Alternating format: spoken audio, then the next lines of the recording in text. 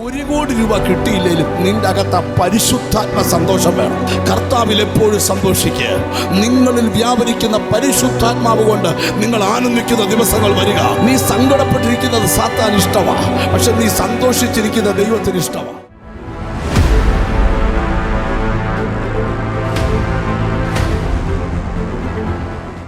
തെസ്സലോനിക്കർക്ക് എഴുതിയ 1-ാം ലേഖനം 1-ാം അധ്യായത്തിൻ്റെ 6ഉം 7ഉം വാക്യങ്ങൾ നമുക്ക് വായിച്ചു കേൾക്കാം. ബഹുകഷ്ടം സഹിക്കേണ്ടി വന്നിട്ടും നിങ്ങൾ പരിശുദ്ധാത്മാവിന്റെ സന്തോഷത്തോടെ വചനം കൈക്കൊണ്ടു ഞങ്ങൾക്കും കർത്താവിനും അനുകാരികളായി തീർന്നു.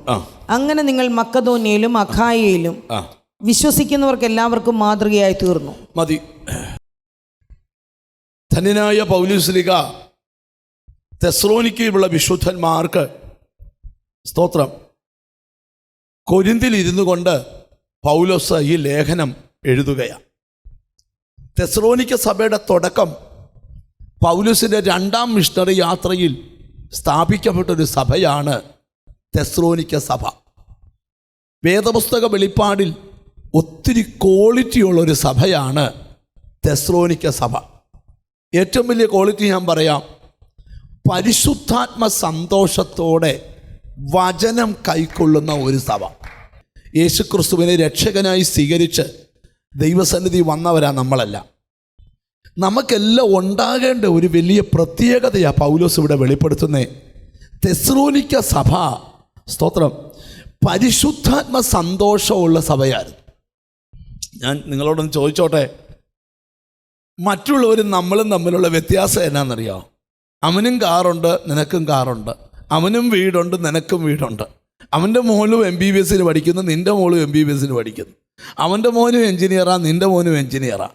അവനും ബനാറസ് പട്ട് എടുക്കുന്നു, നീയും ബനാറസ് പട്ട് എടുക്കുന്നു. അവനും ലൂയിസ് ഫിലിപ്പ് ഇടുന്നു, നീയും ലൂയിസ് ഫിലിപ്പ് ഇടുന്നു. ഒരു വ്യത്യാസമില്ല. പക്ഷേ അവരും നീയും തമ്മിലുള്ള ഒരേ ഒരു വ്യത്യാസമാണ്, അവർക്കില്ലാത്തൊരു പരിശുദ്ധാത്മ സന്തോഷം നമ്മുടെ ഉള്ളിലുണ്ട്. ഞാൻ ചുമ്മാ ചോദിക്കുവാണേ, എത്ര പേരുടെ ഉള്ളിൽ പരിശുദ്ധാത്മ സന്തോഷമുണ്ട്? എപ്പോഴും ഇങ്ങനെ കരഞ്ഞും നിലവിളിച്ചുകൊണ്ടും ഒക്കെ നടക്കുന്നതല്ല ക്രിസ്തീയ ജീവിതം. സ്തോത്രം. പരിശുദ്ധാത്മ സന്തോഷത്തോടെ ഈ വചനമൊക്കെ പ്രസംഗിക്കാൻ വരുമ്പം പരിശുദ്ധാത്മ സന്തോഷം എന്ന് പറഞ്ഞാൽ ഒരുക്കമുള്ള നിലത്ത് വിത്ത് വീഴുന്നത് പോലെ വേണം. ഈ ദൈവരാജ്യം ബൈബിളിൽ കൊലോസ്യർക്ക് പൗലോസ് ലേഖനം എഴുതുമ്പോൾ പറഞ്ഞിട്ടുണ്ട്, നമ്മെ ഇരുട്ടിൻ്റെ അധികാരത്തിൽ നിന്ന് വിടുവിച്ച് എവിടെ ഇരുത്തി? സ്നേഹസ്വരൂപനായ പുത്രൻ്റെ രാജ്യത്തിൽ നമ്മളെ ഇരുത്തി. അപ്പം ഈ രക്ഷിക്കപ്പെട്ടവൻ്റെ ഇപ്പം എവിടെ ഇരിക്കുന്നേ? ഒന്ന് പറഞ്ഞേ. ദൈവരാജ്യത്തിലാണ്. ആ ദൈവരാജ്യത്തെക്കുറിച്ച് ധന്യനായ പൗലോസ് റോമിലെ വിശുദ്ധന്മാർക്ക് ലേഖനം എഴുതുമ്പോൾ പൗലോസ് എഴുതി, ദൈവരാജ്യം ഭക്ഷണമല്ല, ദൈവരാജ്യം പാനീയമല്ല, ബാക്കി പറയാം നീതിയും സമാധാനവും പരിശുദ്ധാത്മാവിലെ സന്തോഷവും.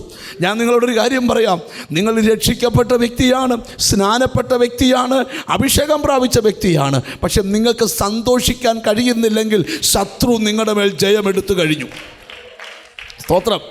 ഞാനിന്ന് ഇവിടെ ഇരിക്കുന്ന ചിലരോട് പറയാം, സാഹചര്യം എത്ര എതിരാണെങ്കിലും അതിൻ്റെ നടുവിൽ നിങ്ങൾ സന്തോഷിക്കണം. നമ്മളന്ന് യോഗത്തിൽ എഴുതുമ്പോൾ, കർത്താവേ എനിക്ക് അവിടെ വേദന, ഇവിടെ വേദന, അവിടെ മുഴ, ഇവിടെ മുഴ, അവിടെ ദൈവത്തിന് സ്തോത്രം ട്യൂമർ, ഇവിടെ ട്യൂമർ, കർത്താവെ ഒന്ന് തൊടണേ എന്നും പറഞ്ഞ് നിലവിളിച്ചോണ്ടൊന്നും ഇരിക്കണ്ട. അപ്പോൾ ഒരാൾ ട്യൂമറുള്ള ആൾക്ക് ഇരിക്കുമ്പം ഇപ്പുറത്തിരിക്കുന്ന ആൾ പറയാം, അയ്യോ അവന് ട്യൂമറാ, നിന്നെ ടെസ്റ്റ് ചെയ്യാത്തതുകൊണ്ടാ. ചെയ്താൽ അതിനെക്കാട്ടി വലിയ ട്യൂമർ നിനക്കുണ്ട്, ടെസ്റ്റ് ചെയ്യാത്തതിനായി സ്തോത്രം. അപ്പം നമ്മുടെ അകത്ത് എന്തോ ഉണ്ടാകണം. നിങ്ങൾക്കറിയാം, ഏറ്റവും കൂടുതൽ ഡിപ്രഷൻ പ്രാർത്ഥിക്കുന്നതെന്നൊക്കെ പറയുന്നവർക്കായിപ്പം എപ്പോഴും ഇങ്ങനെ കരഞ്ഞുകൊണ്ട് കിടക്കുക. 1 കോടിയുടെ കാറേ ഇരുന്ന് കരയുക, കർത്താവ് കാലിന് മുട്ടി ശരിയാവുമോ? കർത്താവ് ഈ കാറൊക്കെ കൊടുത്ത ദൈവം ഓർക്കുക, എടാ ഇവനൊക്കെ എന്തിനാണ് ഈ കാറ് കൊടുത്തത്?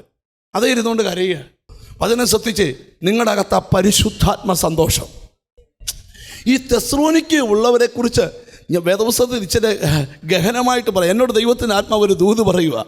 സ്തോത്രം. 1 കോടി രൂപ കിട്ടിയില്ലെങ്കിലും നിൻ്റെ അകത്ത് പരിശുദ്ധാത്മ സന്തോഷം വേണം. നമ്മുടെ അകത്ത് ഈ ആത്മസന്തോഷം വന്നാൽ നമ്മുടെ മോഹതേജസ് അങ്ങ് വർദ്ധിക്കും. ഈ പൗലോസ് ഇരുമ്പഴിക്കകത്ത് കടന്നുകൊണ്ട് ഫിലിപ്പിയ സഭയ്ക്ക് ലേഖനം എഴുതുക. അതിനകത്തെ പ്രധാന വാക്യം പറയാമോ? കർത്താവിൽ എപ്പോഴും ഞാൻ ചുമ്മാ ചോദിക്കുവാണേ, ഈ നമ്മൾ ഭയങ്കര ആരാധനയൊക്കെ കഴിഞ്ഞ് വീട്ടിലോട്ട് പോകുമ്പം നമ്മുടെ അടുത്ത് പോലീസ് സ്റ്റേഷനിലെ പോലീസുകാരൻ വന്നിട്ട് പറഞ്ഞു, സാറേ ഒരു കേസുണ്ട്, സ്റ്റേഷനിൽ വരണമെന്ന് പറഞ്ഞ് നമ്മുടെ സന്തോഷമെല്ലാം. അയ്യോ, എനിക്കോ ശത്രു പോരാടിയതാ. പൗലോസ് ഇരുമ്പഴിക്കകത്ത് കിടന്നുകൊണ്ട് പറയാം, അതെ കർത്താവിൽ ഫിലിപ്പിയ സഭയെ ഒന്നിനെക്കുറിച്ചും വിചാരപ്പെടരുത്, എല്ലാറ്റിനും പ്രാർത്ഥനയും സ്തോത്രം വേണം. നിങ്ങളുടെ ഏതാവശ്യം സ്തോത്രത്തോടെ പറ, കർത്താവിൽ എപ്പോഴും സന്തോഷിക്കുക. ഞാനിന്ന് ഇവിടെ ഇരിക്കുന്ന ചിലരോട് ദൈവത്തിൻ്റെ ദൂത് പറയുക, നിൻ്റെ 90% പ്രശ്നം മാറും നീ ഒന്ന് സന്തോഷിച്ചാൽ. നിങ്ങൾ ശ്രദ്ധിക്കണം, എൻ്റെ വാക്കുകൊണ്ട് നിങ്ങളെ സന്തോഷിപ്പിക്കാൻ പറ്റത്തില്ല. ഞാൻ കുറച്ച് കോമഡി പറഞ്ഞാൽ നിങ്ങൾ സന്തോഷിക്കുകയല്ല. പക്ഷേ ഞാൻ സന്തോഷിക്കാൻ ആഗ്രഹിക്കുന്നത് വാക്കുകൊണ്ടല്ല, നിങ്ങളിൽ വ്യാപരിക്കുന്ന പരിശുദ്ധാത്മാവ് കൊണ്ട് നിങ്ങൾ ആനന്ദിക്കുന്ന ദിവസങ്ങൾ വരിക.